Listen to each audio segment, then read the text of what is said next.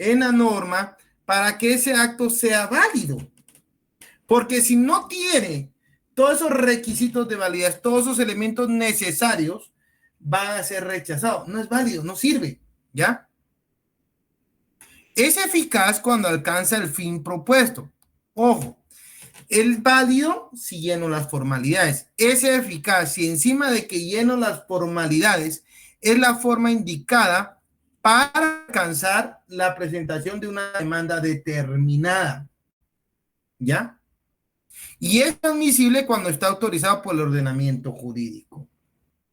Entonces, yo tengo la demanda, quiero demandar a una persona por alimentos y se me ocurre presentar un memorial que llena todos los requisitos del artículo 61, pero se me ocurre presentar una vía ordinaria. La vía que la ley establece para poder conocerse un proceso de alimentos es la vía oral. Entonces, es un acto procesal válido porque sí lleno requisitos, pero no es eficaz porque no alcanzo el fin propuesto. ¿Ya se dieron cuenta? Y por lo mismo tampoco está autorizado en la ley. Veamos, para darles esto, el 199, si no me recuerdo, está cuando procede el juicio oral. No, es antes. Alimentos es el... No sé, creo que sí. Sí, 199. Si se dan cuenta, disposiciones de juicio oral, declaratoria, o sea, en el asunto relativo a la obligación de prestar alimentos. Artículo 199. Este artículo me está diciendo que si yo quiero presentar una demanda en contra de otra persona requiriendo el alimentos, lo tengo que hacer a través de la vía del procedimiento oral. No puede ser ordinario. Entonces, ojo, ¿es válido? Sí, tiene los requisitos de validez, pero no es eficaz. Y no voy a alcanzar con él el fin propuesto. ¿Están entendiendo ahí? ¿Dudas, chicos? ¿Qué pasa? Daniel, voy a poner tu micrófono, Daniel. ¿Qué es? Daniel al... no sé qué. Gracias. Daniel Alberto Mancilla. Compañero Daniel, tu micrófono. Otro. Tengo a mis queridos auxiliares por acá. Apúntenme el nombre de Danielito. Lo voy a tener presente para las próximas clases. Gracias. ¿Está aquí, José? Sí, aquí estoy. Ya lo apunté. Apúnteme el nombre de ese ingrato. Me lo tiene pendiente. Muy bien, bueno. Pero hice la otra semana. Mírele. Ahí le pregunta a este. Ahí le voy a preguntar algo. Yo me voy a encargar de eso. Bueno. Gracias, papadito. Por eso no lo cambio. Miren. A la orden. Bueno, sigamos. Entonces, tenemos que entender cuándo es válido y cuándo es eficaz. ¿Cuándo es admisible? Bueno, fíjense que no estoy de acuerdo con una resolución. Y se me ocurre presentar algún tipo de recurso y por ende presento un recurso X. ¿Que llena los requisitos de validez mi escrito? Sí, o sea, sí lleno los requisitos. ¿Es eficaz? Ahí viene lo complicado. Si no es el recurso indicado, no voy a alcanzar el fin propuesto. Y tampoco podría ser admisible porque no está autorizado por la norma. Para que un recurso, para que una acción sea admisible, tiene que tener un fundamento jurídico, un fundamento legal, un fundamento normativo. No puedo interponer contra una nulidad, por dar un ejemplo que es un recurso, otra nulidad. No puedo. ¿Por qué? Porque el ordenamiento jurídico no me lo permite. ¿Ya? Entonces, si él puede ser válido, pero no puede ser eficaz y no puede ser admisible. Ojo con eso. Y tenemos que tener entonces claro cuándo es válido, cuándo es eficaz y cuándo es admisible.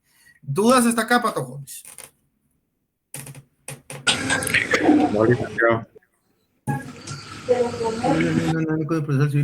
Ok. No tienen preguntas, sigamos con la letra. ¿Se acuerdan que lo voy a preguntar en el examen? Y sí, Luis, a ver. Tenía que ser. pero lo vas a estar lo que está Solo preguntando. para estar completamente seguro, en este caso, para que todo un acto sea admisible, tendría que cumplir que sea válido, que sea eficaz y que sea admisible por parte del juez para que cumpla con todos los requisitos, por decirlo de alguna manera. No, mire, pues, en realidad le voy a ser franco. Yo voy a determinar si un acto llena los requisitos de eficacia, forma y validez de ese cuenta. ¿Ya? Entonces, lo primero que tiene que entender usted es que si falta alguno de estos, por lo regular, el acto jurídico no va a tener las consecuencias jurídicas esperadas. Incluso puede ser rechazado. Porque puede ser válido en el sentido que llena requisitos esenciales, pero no es eficaz. Y como no es eficaz, no va a alcanzar el fin propuesto porque muchas veces no tiene fundamento legal, por ende no es admisible.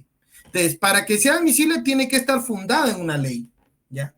Muchas solicitudes en el campo del derecho procesal civil pasan porque presentan memoriales, voy a poner un ejemplo, presentan un memorial, pero el memorial no llena los requisitos de validez, es decir, no llena los requisitos formales, no se comprende. Fíjense, pues, qué tan importantes son estos requisitos. Vamos a irnos al artículo 106, 107, 108 y 109. Por favor. ¿Quién me los puede leer? Del Código Procesal Civil y Mercantil. Para que entiendan qué tan interesantes y qué tan importantes son. Voy, Cheryl y Emil, ¿que tienen preguntas? No, licenciado, para leer los artículos. Va, empiece Cheryl, lea del 106, 107 y el 108 y 109 me lo lee Cheryl Betsaida, porfa. Muy bien. Artículo 106, dice, contenido de la demanda. En las demandas se fijarán con claridad y precisión los hechos en que se funde, las pruebas que van a rendirse, los fundamentos de derecho y la petición. Ojo acá, Artículos. espérenme aquí.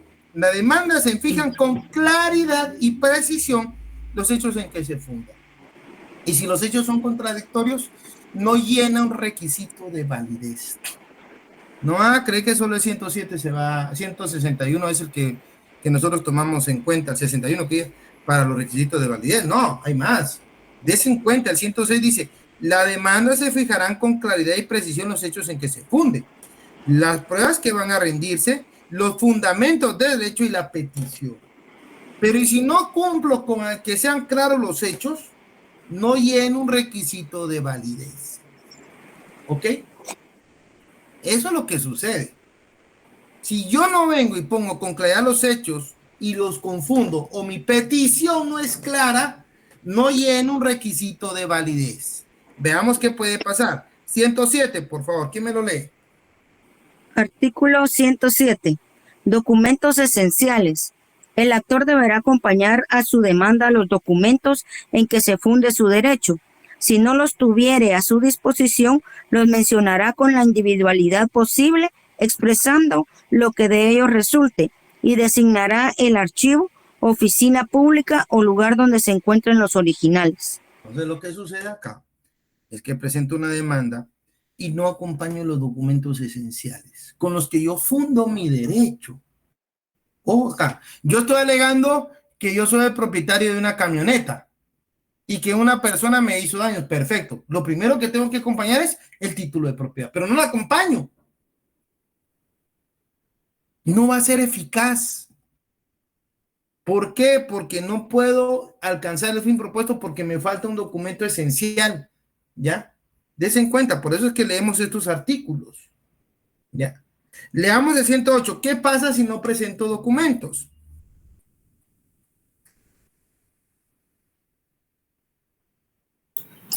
Artículo 108. Inadmisibilidad de documentos.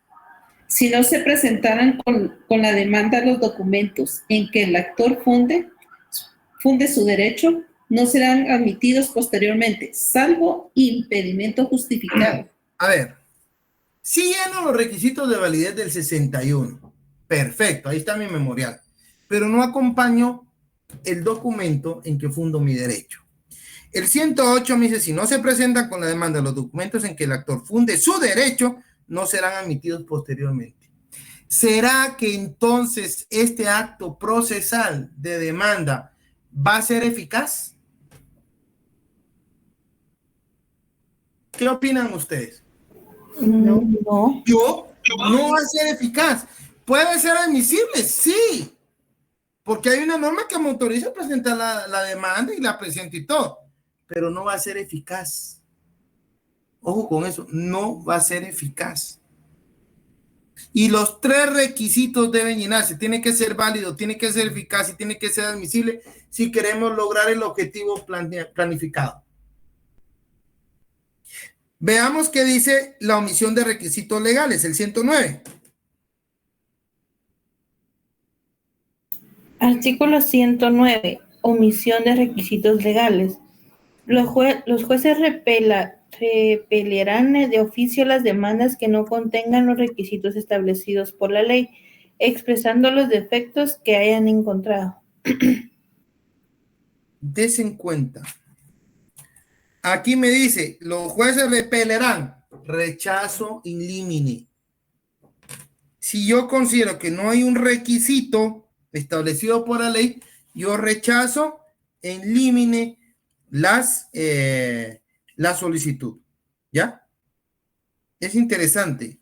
Claro que sí, porque estoy facultado para repeler, para rechazar. Aquí es donde entendemos que el acto procesal, y estamos hablando de los actos procesales de las partes, pero no hemos hablado de las partes de los actos procesales del juez, porque el juez, en base al principio de legalidad, si ustedes ven, van a ver ahí un artículo muy importante en la Constitución. Prepárense, se los voy a mostrar.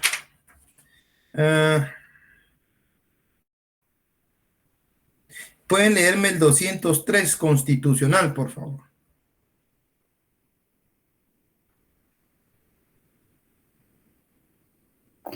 Artículo 200. Independencia. Ay, perdón. Dele cualquiera. Evelyn, seguí. Gracias. Independencia del organismo judicial y potestad de juzgar.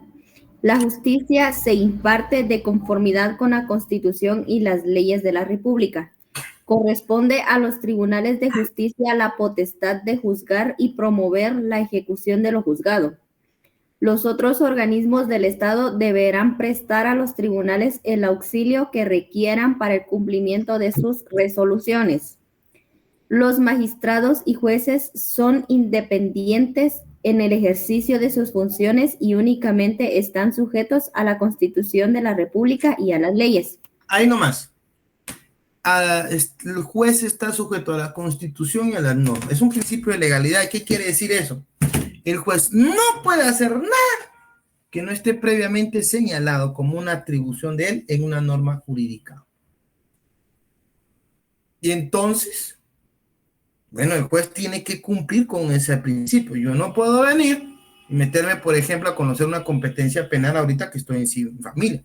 Dios me guarde, yo soy juez de familia, no civil, no penal. Y si me meto, es nulo.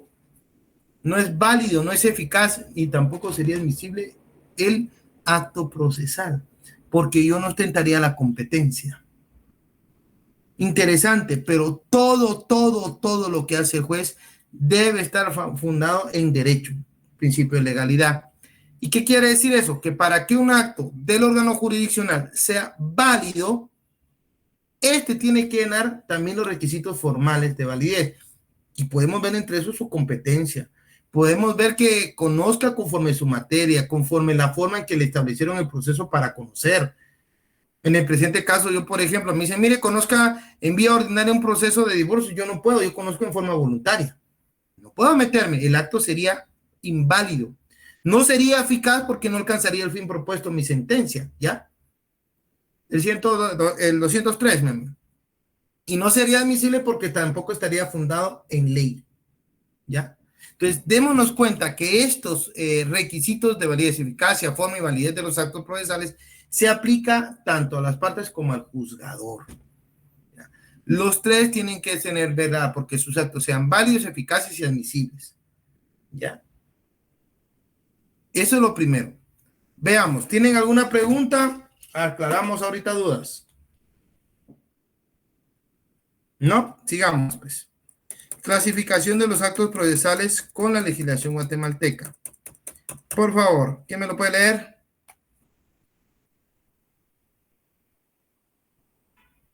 Si gusta, sí, Oli.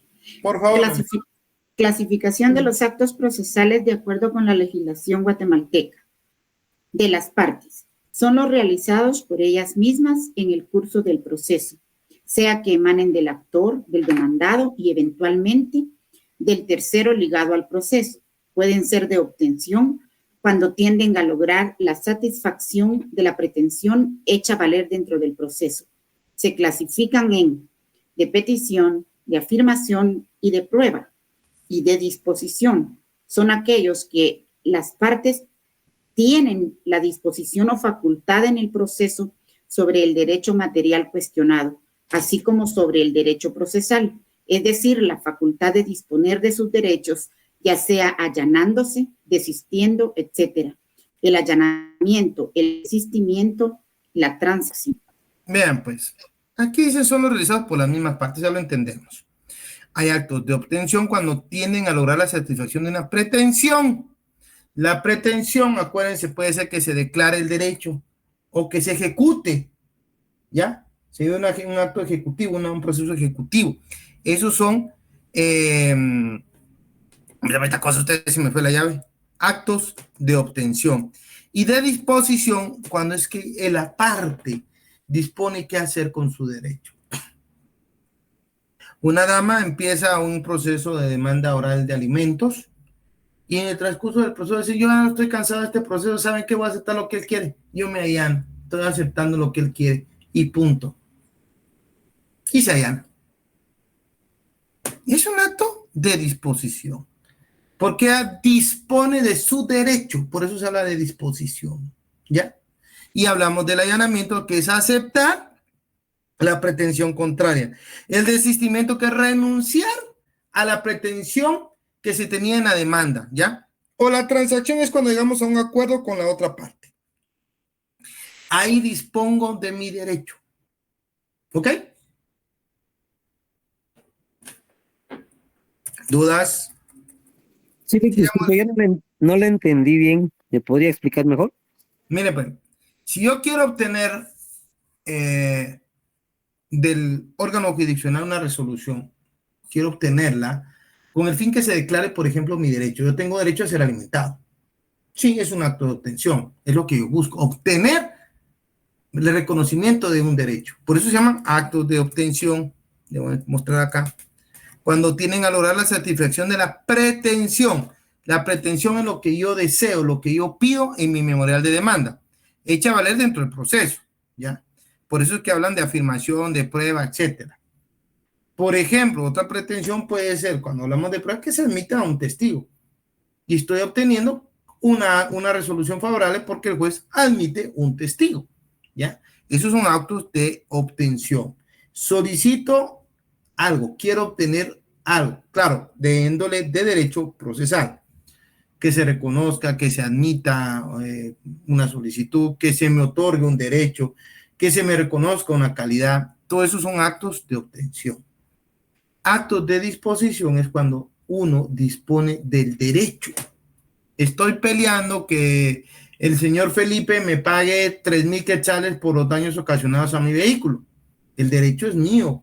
Yo fui al que le ocasionaron el daño y la propiedad que dañaron era mía. El derecho me corresponde.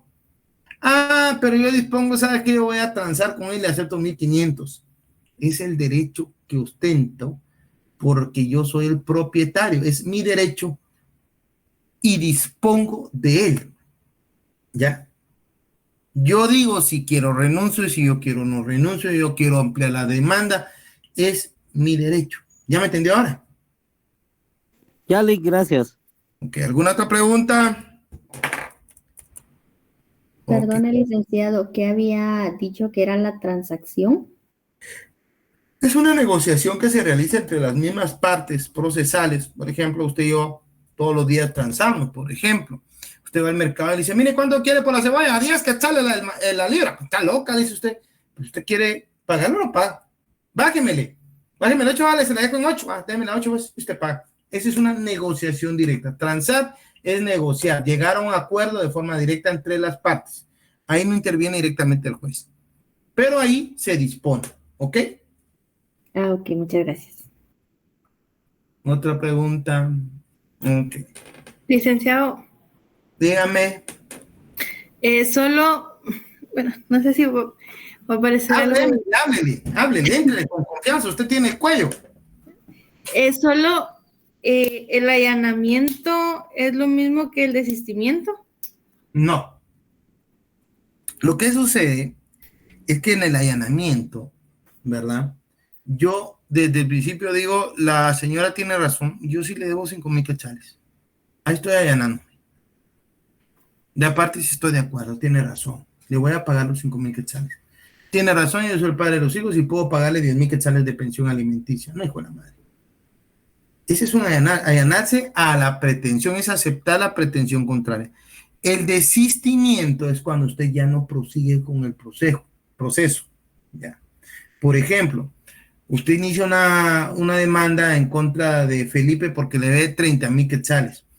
En el transcurso llegan acuerdos o simplemente usted dice, no, pobrecito, y lo voy a perdonar y desiste de continuar con el proceso. Si se da cuenta es diferente. Por lo regular, se allana el demandado o la parte demandada o en contra de quien se interpuso el recurso, ¿ya? Ellos son los que se allanan. Desiste el actor, ¿ya? Yo interpongo un recurso y si yo quiero renunciar al recurso lo puedo hacer. Yo interpongo una demanda y si yo quiero renunciar a la demanda lo puedo hacer. Cosa que no puede hacer el demandado. El demandado puede allanarse. ¿Ya me entendió? Ya. Muchas gracias, licenciado. Para seguirle, Emily, ¿alguna otra pregunta, chicos?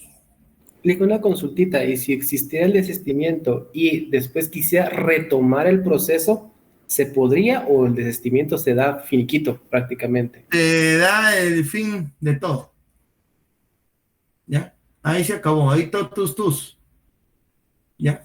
Lo que pasa es que esas son formas anormales de terminar el proceso. No me acuerdo dónde está. Espérenme, ahorita les digo dónde está.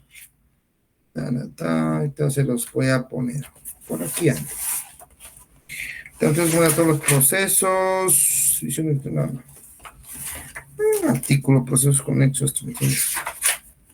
Se los voy a buscar, pero en todo esto, automático. Se terminó. Usted no puede decir, mire, ya no quiero desistir. No, si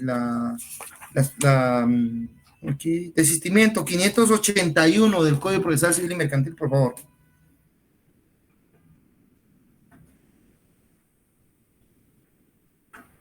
¿Quién me lo lee?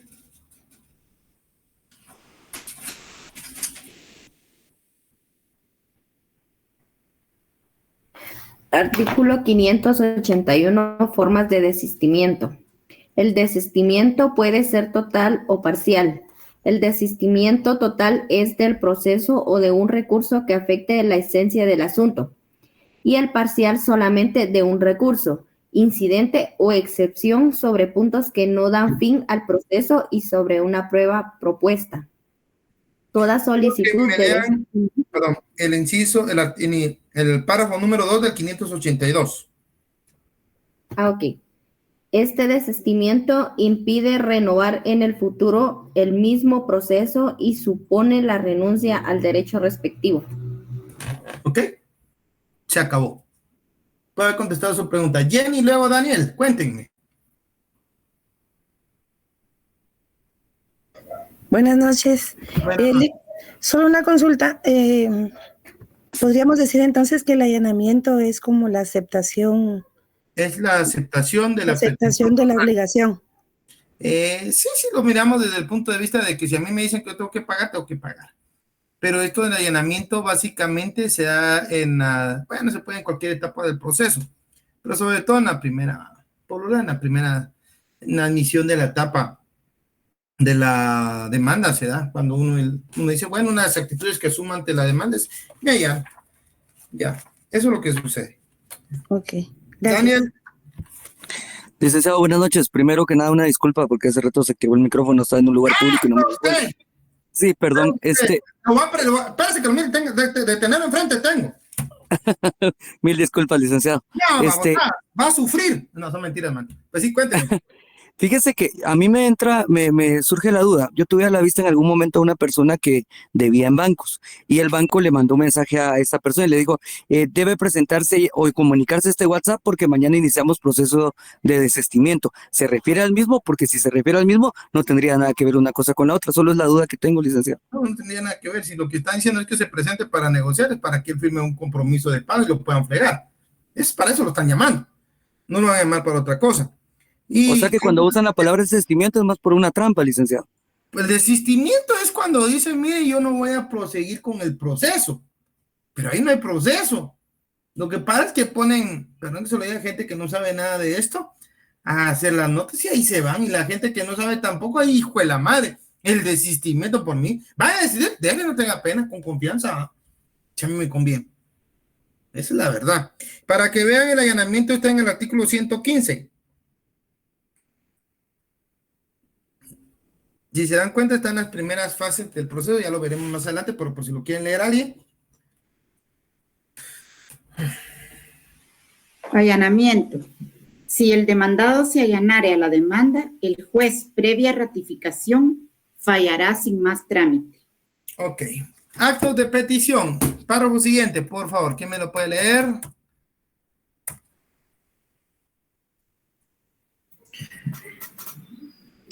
Actos de petición son aquellos que tienen por objeto determinar el contenido de una pretensión. Pueden referirse al asunto principal, pretensión de demanda o de defensa, o a un detalle o incidente dentro del procedimiento, admisión de escrito, rechazo de pruebas, etc. Por ejemplo, los artículos 51, 61 y 106 del Código Procesal Civil y Mercantil. Ahí estamos hablando cómo se pide, con esto se llenan las formalidades, ¿se acuerdan? El 61, las formalidades, el 106, si no son claras o precisos los hechos o no se acompañan las pruebas, etcétera. Son actos de petición. Actos de afirmación, por favor. Actos de afirmación son aquellos que contienen afirmaciones formuladas a lo largo del proceso, dirigidos a recordar el tribunal el conocimiento requerido por el peticionario. Estas afirmaciones se relacionan con los hechos y con el derecho. Artículo 61 del Código Procesal Civil y Mercantil. Fíjense que están dirigidos a recordar el tribunal conocimiento requerido por el peticionario. Estas afirmaciones se relacionan con hechos. Bueno, lo que pasa es que yo afirmo ostentar un derecho. Entonces, yo puedo muchas veces presentar un alegato, un argumento, según la etapa procesal y según el proceso que se toca, donde yo reafirmo y argumento por qué ostento tal derecho. Es un acto de afirmación. Se da muchas veces en esos actos procesales que son la evacuación de las audiencias, ¿ok? De prueba, bueno, aquí ofrezco prueba. Ese no tiene mucho que hablarse porque son aquellos que se incorporan procesos, objetos o documentos, otros medios de convicción y que siendo idóneos tienen a crear en el juez la persuasión de la exactitud de las afirmaciones hechas por las partes que lo proponen. Es decir, yo solicito que se tenga como prueba una escritura pública, que tenga como prueba a un testigo, etcétera. Lo que busco es que afianzar mi dicho, mi argumento, mi pretensión y que el juez la asuma, ¿ok? Actos jurisdiccionales, estos ya son los del juez. ¿Quién me lo lee? Son aquellos que encaminan los agentes de la jurisdicción, ejercidos no solo por los jueces, sino por sus colaboradores, dentro de los cuales tenemos los actos de decisión, de comunicación y de documentación. Inciso A, de decisión, cuando son dirigidos por los tribunales a resolver el proceso y sus incidencias. Aseguran de esa manera el impulso procesal, dentro de los cuales tenemos los contenidos en el artículo 141, de la ley del organismo judicial, decretos, autos y sentencias. Inciso B, de comunicación. Por estos actos procesales se informa a las partes las resoluciones. Nos referimos específicamente al acto de notificación. Fíjense qué interesante, perdón, solo... Bueno, termina. Y ahorita le... Sí. La notificación es el instrumento procesal por medio del cual se hace saber a las partes el contenido de una resolución. Ahora, ¿cuáles son los tipos de resolución? Vean qué interesante, porque el acto jurisdiccional, por lo regular, sobre todo el emitido directamente por el juez, es de decisión. El juez es el que toma decisiones. Luego, vemos que hay 3 formas en que se emite una decisión jurisdiccional y la vamos a encontrar específicamente en la Ley del Organismo Judicial, artículo 141. No sé si alguien lo tiene. Sí, Jorge. Ok, Nick. Capítulo 4, las resoluciones en general. Artículo 141, clasificación. Las resoluciones judiciales son, inciso A, decretos, que son determinaciones de trámite. Inciso B, autos, que deciden materia que no es de simple trámite, o bien resuelven incidentes o el asunto principal antes de finalizar el trámite. Los autos deberán razonarse debidamente. Inciso C, sentencias, que deciden el asunto principal después de agotados los trámites del proceso, y aquellas que sin llenar estos requisitos sean designadas como tales por la ley. Fíjense que es interesante porque muy pocas veces vemos la importancia de este artículo. Hay 3 formas en que un juez toma una decisión: decretos, autos y sentencias. El decreto no debe ir precisamente fundamentado o argumentado, porque quiero que sepan que cuando hablamos de fundamentación, esta fundamentación no se refiere a artículos, es una fundamentación jurídicamente legal, pero, o normativa específicamente. La fundamentación constituye la explicación lógica razonable que el juez tuvo para llegar a determinada decisión en una sentencia o un auto. ¿Qué quiere decir? Yo tengo que explicar por qué tomé la decisión. Ese es fundamental.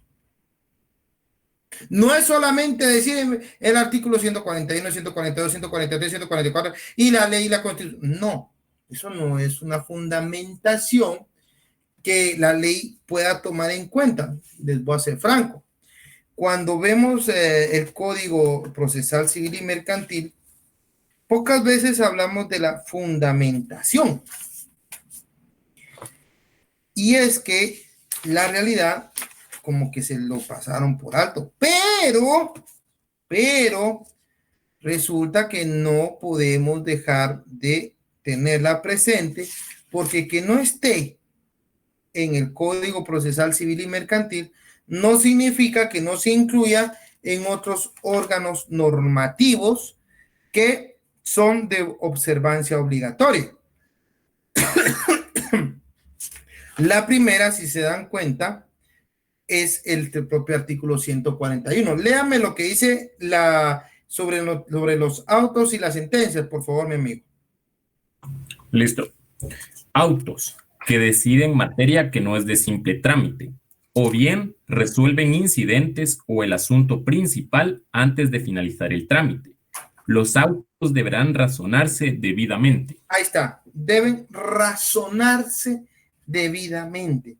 Explicarse el por qué se asume una debida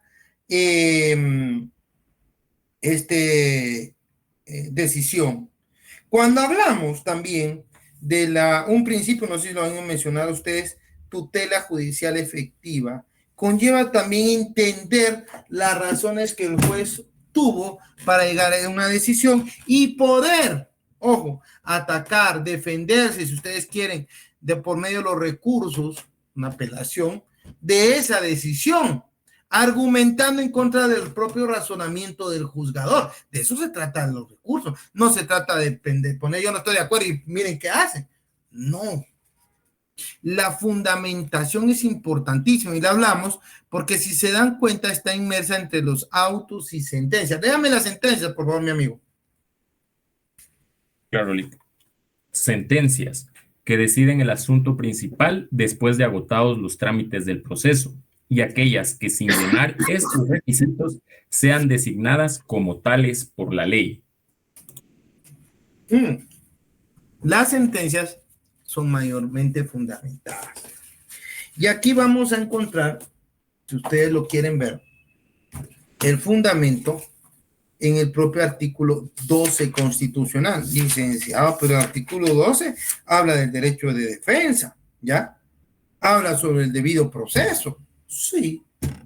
Pero el derecho de defensa y derecho de debido proceso van de la mano con el derecho de la tutela judicial efectiva. Yo no puedo defenderme si yo no sé de qué me defiendo. Yo no puedo impugnar si yo no sé cuál fue el razonamiento. Debe ir fundamentado.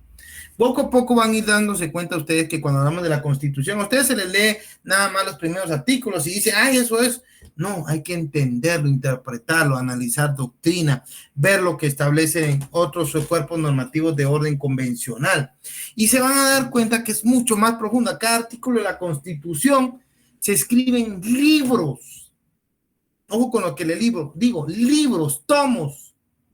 De esa cuenta tenemos que entender que uno de los principales actos jurisdiccionales son las tomas de decisión, que son las que realiza el juez a través de los decretos. Los decretos no van fundamentados, solamente dice, mire, se admite para su trámite, por ejemplo, la admisión de una demanda es un decreto. Pero un auto, ese va fundamentado. Una sentencia, no digamos, porque son formas en que el juez toma decisiones. En cuanto a los actos de comunicación, ya son actos también jurisdiccionales, pero son del órgano jurisdiccional, del juzgado. Porque yo tengo que comunicarles mi decisión. ¿Ya? ¿Y cómo lo comunico? Por medio de la notificación, ¿ya? Por eso se dice que la notificación es el instrumento procesal por medio del cual se hace saber a las partes el contenido de una resolución. Y cuando hablamos del contenido de una resolución, estamos hablando de cuál fue la decisión. ¿Ok? ¿Dudas, chicos? Bueno, si quieren ver ustedes. Sí, Jorge. Licenciado, disculpe, usted mencionaba que los decretos no van fundamentados. No. Sin embargo, estos sí llevan cita de leyes, ¿o me equivoco? Cita de leyes, sí. Sí tiene razón, cita de leyes, sí. Pero no va explicada la razón por qué. Por ejemplo, si admito para su trámite una demanda, no tengo por qué explicar por qué la admití. Inicio eso. No tengo problema con eso. Si le estoy diciendo, mira, hasta aquí llegó el término para la primera, para evacuación del emplazamiento, y aquí inicio con la prueba, automáticamente estoy diciendo, llegó el momento procesal, se acabó el plazo y tengo que iniciar. No tengo por qué explicarlo. Pero si me interponen un recurso, tengo que explicar por qué lo acepto o no lo acepto. ¿Por qué lo asumo o no lo asumo? ¿Lo tomo o no lo tomo? Ahí sí hay un razonamiento implícito. ¿Ok? Ok, gracias.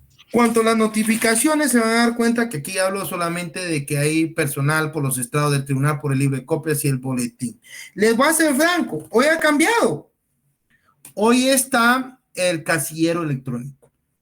Ya no está solamente así, ¿ya? Y ustedes van a tener una tarea, leerse todos los artículos para la notificación. Y les aconsejo leer lo que es el exhorto, el despacho y el suplicatorio. Y de ser posible, me consiguen uno. ¿Por qué? Porque miren, señores, qué triste es cuando el abogado ni siquiera se ha asomado y ha visto una resolución. Y no digamos un acto procesal de este tipo como es de notificación. ¿Ok? Algo que tenemos que tener en cuenta, el artículo 78 y el artículo 79. El 79, si alguien lo tiene, ¿me lo puede leer, por favor?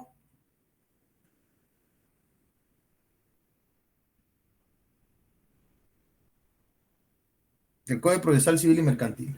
Artículo 79. Lugar para notificar. Sí. Los litigantes deben señalar un casillero electrónico para recibir notificaciones y ahí se les hará las que procedan. Mientras no expresen un nuevo casillero electrónico donde deberán hacérselas, cualquier otra persona que se presente al proceso deberá señalar lugar para recibir notificaciones en la misma forma. Vean, Dele, termino.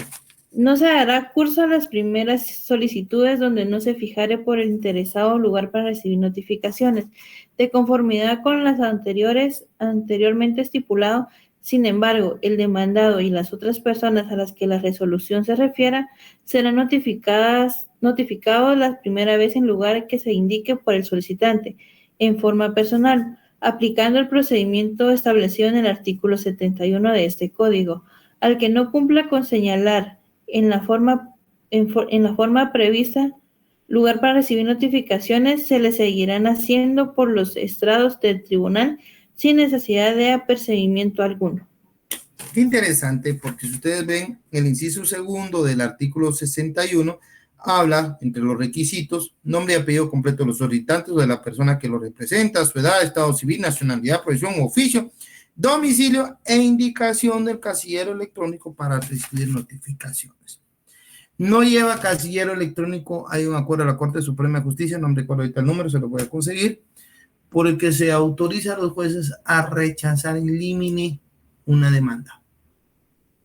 Ustedes, licenciado, tengo que tener casillero electrónico, si no, ¿qué pasa? Le rechazan todo, simple y sencillamente. Por eso es importante conocer las notificaciones, ¿ok? No entro a profundidad aquí porque no es tema del proceso, del programa. Por eso no leo todos los artículos, porque me va a llevar más de un curso, un periodo. Pero tienen que tomar en cuenta que aquí está todo lo que se relaciona a notificación. Y es tan importante porque ¿cómo se enteran ustedes de qué está resolviendo el juez? A través de la notificación. Si ustedes no son notificados, se violenta el debido proceso y el derecho de defensa. Porque esto conlleva no solo saber que me demandaron, sino saber por qué me demandaron, en base a qué demandaron y cuáles van siendo las decisiones que toma el órgano jurisdiccional en el proceso. Vean qué importante. Ustedes quieren discutir sobre que se violentó el debido proceso, tienen que saber cuándo se violenta el debido proceso. Si quieren discutir en cuándo se violenta el derecho de defensa, tienen que saber cuándo se violenta el derecho de defensa. No me notificaron, se violentó mi derecho de defensa. Y de la mano va la violación al debido proceso. Así de simple. Solo que en la práctica los abogados no lo saben. Y ustedes vieran que uno dice, ¿por qué no alegó esto? Dice uno, tan fácil que es. Y uno después lo sabe. Y saben que lo triste uno no puede soplar. Ustedes lo tienen que saber. Por eso es importante leer y entender las notificaciones. Les voy a dejar de tarea, con lo que voy a decirles, que me van a leer desde el artículo 66, que es donde empiezan las notificaciones. Y fíjense que voy a agarrar también todo lo que es despachos, exhortos y suplicatorios hasta el 85. Del 66 al 85. Por ahí a la hora del examen les meto alguna pregunta. Si tienen preguntas sobre este tema, me las hacen en el próximo periodo de clase. Conste que estoy siendo buena onda y lo hago por su educación, no por la mía. Sigamos. En medio del debate del proceso civil. ¿Quién me lo puede leer? Yo, licenciada. Por favor. El medio del debate del proceso civil. Concepto: es una serie de etapas progresivas que persiguen la resolución de un conflicto. La secuencia o serie de actos que se desenvuelven progresivamente con el objeto de resolver, mediante un juicio de autoridad, el conflicto sometido a su decisión. Fíjense que no vamos a confundir el debate con el proceso, que suena casi lo mismo. Es una serie de etapas progresivas que persiguen la resolución de un conflicto. Sí, pero eso es proceso también. Luego dice, la secuencia o serie de actos que se desenvuelven progresivamente. Es un proceso con el objeto de resolver, mediante un juicio de autoridad, el conflicto sometido a su decisión.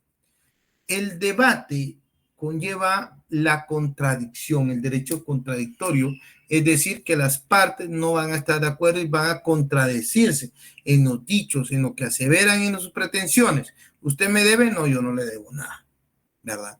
Pero en el debate se va a conocer a través de un proceso, una serie de etapas sucesivas, y va a emitirse una sentencia, ¿ok? Es en esa sentencia donde se resuelve el conflicto sometido a decisión. Eso es en verdad el debate. Fines del proceso. Fíjense que habla de proceso, tendría que ser el debate. Es la solución de un conflicto, de un litigio, de una controversia. Su naturaleza puede ser pública como privada, porque se hace valer un derecho que resuelve para los particulares si es pública, porque lo persigue es la realización del derecho y el afianzamiento de la paz social. Se habla que entonces el derecho o el proceso va a tener una doble naturaleza, privada porque afecta derechos de particulares, pública porque es una obligación del Estado. ¿Se acuerdan que leímos eso al principio? No se preocupen, es para leerlo, no le hago muchas bolas a eso. Naturaleza jurídica. Existe diversas, pero la más aceptada es la que expresa que el proceso civil es una relación jurídica, porque los sujetos procesales se encuentran ligados entre sí e investidos de facultades y poderes que confiere la ley unos con relación a otros. Entonces hablamos que en el proceso civil hay una relación jurídica. Por lo regular, lo que pasa es que la relación jurídica es preexistente, como hemos hablado. Yo soy papá, hay un hijo, bueno, me va a pedir alimentos, perfecto, hay una relación preexistente. Había un vínculo, por decirlo de una manera, para que se entienda. Vamos a las clases de proceso, de acuerdo a su contenido. Vamos a leerlos, por favor. ¿Quién me ayuda? Que me ayude la garganta, muchacho. Los procesos se distinguen, por un lado, conforme a la materia del derecho objetivo del litigio. Así habrán procesos civiles, mercantiles, laborales, familia, etc. Por otro lado, pueden atenderse a su afectación, ya sea es total o parcial, del patrimonio. Así encontramos los juicios singulares. Sí. Cuando afectan parte del patrimonio de una persona, por ejemplo, las ejecuciones singulares, juicio ejecutivo en ejecución en la vía de apremio, y universales cuando afectan la totalidad del patrimonio, como en el caso de las ejecuciones colectivas, concursos voluntarios innecesarios y la quiebra, y la sucesión hereditaria. Por su función... Vamos a explicar aquí porque me estaba durmiendo yo, pero no. Por su contenido, fíjense qué interesante. Singulares, una persona. Cuando afectan el patrimonio de una persona. Por ejemplo, ejecuciones singulares, ejecutivo, ejecución a vía de apremio. Demanda a Juan porque me debe 10,000 quetzales. Ese es singular, es una persona el demandado. Universales, también. Estos pueden, no, o sea, sí. Pero también habla de la afectación del patrimonio, perdón. Afecto solo el patrimonio de una persona. Universales cuando afecta la totalidad del patrimonio, como el caso de las ejecuciones colectivas, concurso voluntario necesario y la quiebra y la sucesión hereditaria. Vamos a hacer de cuenta que yo quiero que Juan me pague 10,000 quetzales. Y yo le demando en su salario, un bien que tenga. Yo no voy a abarcar toda su propiedad, solo una partecita, como quien dice. En las universales, sí voy a afectar todo el patrimonio, ¿ya? Por ejemplo, alguien muere, definitivamente todo lo que él hizo en vida, todo lo que dejó, tiene que repartirse. Ahí se abarca toda la totalidad del patrimonio de la persona. Esas son, por eso, singulares y universales. Por su función, cautelares. Fíjense pues, el proceso cautelar tiene como fin garantizar las resultas de un proceso futuro. Chingado, dirán ustedes. ¿Qué significa eso? Pues que si yo quiero que me pague, quiero asegurar que tenga con qué pagarme. Y entonces digo, mire, señor juez, este señor me debe, pues yo, antes de que pase otra cosa, como ya lo estoy demandando, le solicito que me lo arraigue o le embargue las cuentas. ¿Por qué? Porque ahí tiene dinero y con ese dinero me puede pagar. Entonces, lo que estoy haciendo cuando es por su función, por ejemplo, en el juicio cautelar, es garantizar la resultado del proceso, garantizar el resultado del proceso, que se cumpla con lo que yo espero. Mi pretensión es que pague, que me pague. Mi pretensión es que me cumpla dando un bien, que me lo dé.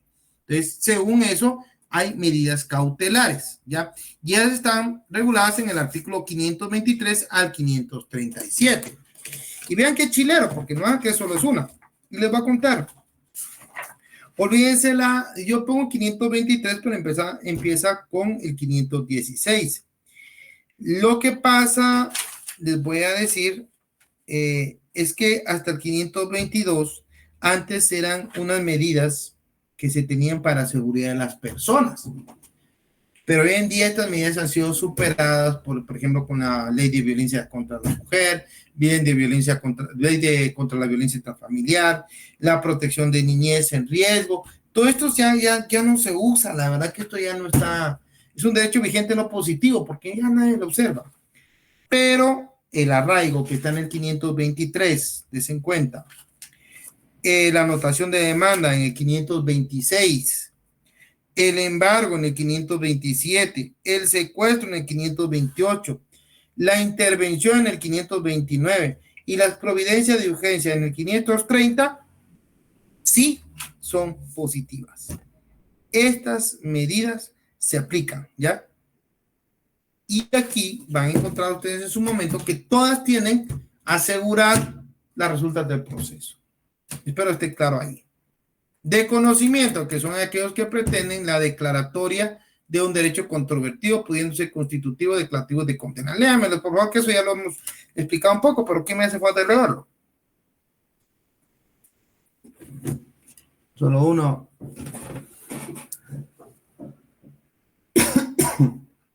El de conocimiento.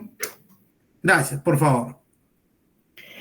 Que son aquellos que pretenden la declaratoria de un derecho controvertido, pudiendo ser constitutivos, declarativos y de condena. Los primeros cuando tienden a obtener la constitución, modificación o extinción de una situación jurídica, creando una nueva, tal es el caso del proceso de divorcio.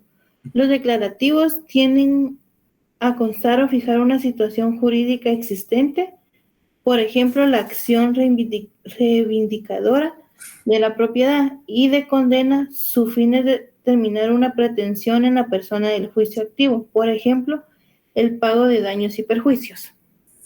Ajá. Mire, de constitutivo, declarativo y de condena. Los primeros cuando atienden a obtener la constitución, modificación o extinción de una situación jurídica, creando una nueva, tal es el caso del proceso de divorcio. Yo me casé, gracias a Dios, constituí una nueva relación con mi esposa, casado, ¿ya? Pero quiero que se declare el divorcio, quiero que declaren que estoy libre. Entonces, constituyo ya con el matrimonio y declarativo porque solicito que la persona ya se me declare que soy libre, ya no estoy casado, ¿ya? Los declarativos tienen a constatar o fijar una situación jurídica existente, por ejemplo, la acción reivindicatoria de la propiedad y la condena, eso olvídense. Su fin es determinar una prestación en la persona del sujeto activo. Estas palabras a veces hacen bolas, pero miren, constituyo una relación jurídica, me caso, ¿ya?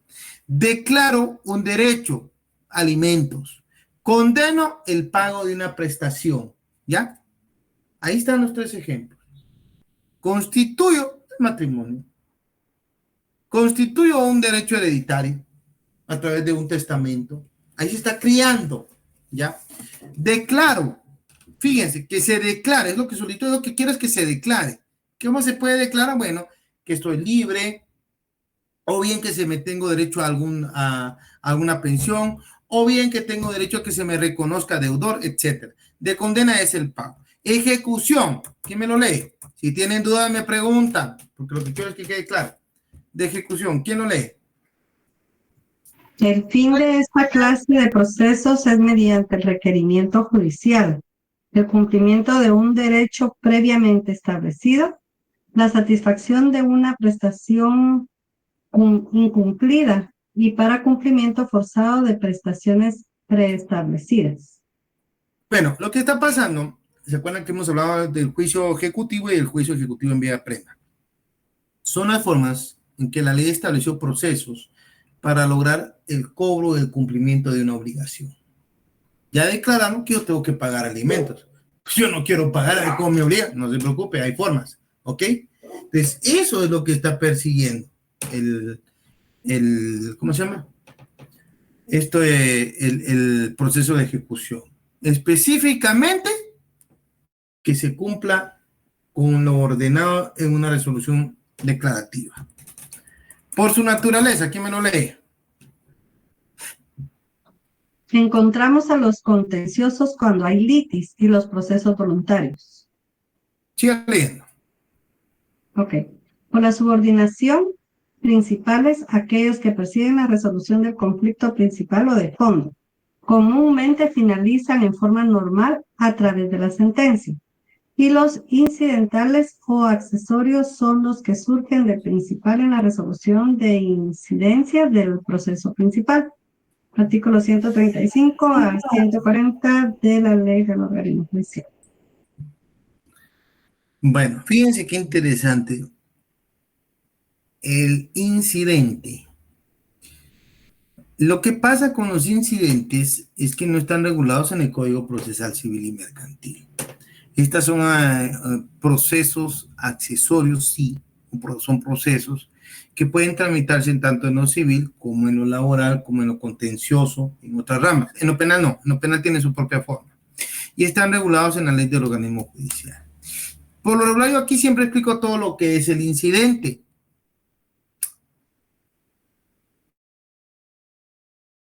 Si quieren, lo miramos el día viernes y les voy a explicar los incidentes. Más adelante tendría que explicarlo, pero para que no se queden con la duda, les voy a hablar sobre este tipo de procesos. ¿No tienen alguna duda por hoy, chicos?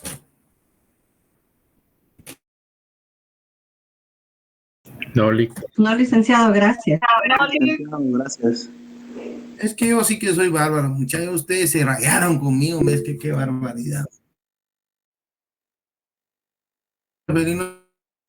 Nos ubicamos el día viernes, vamos a ver lo que es los incidentes, por favor, y ahí se acuerdan que eso sí entra en el examen. Señores, feliz noche, nos miramos el día viernes. Feliz noche, licenciado. licenciado. Feliz noche, licenciado.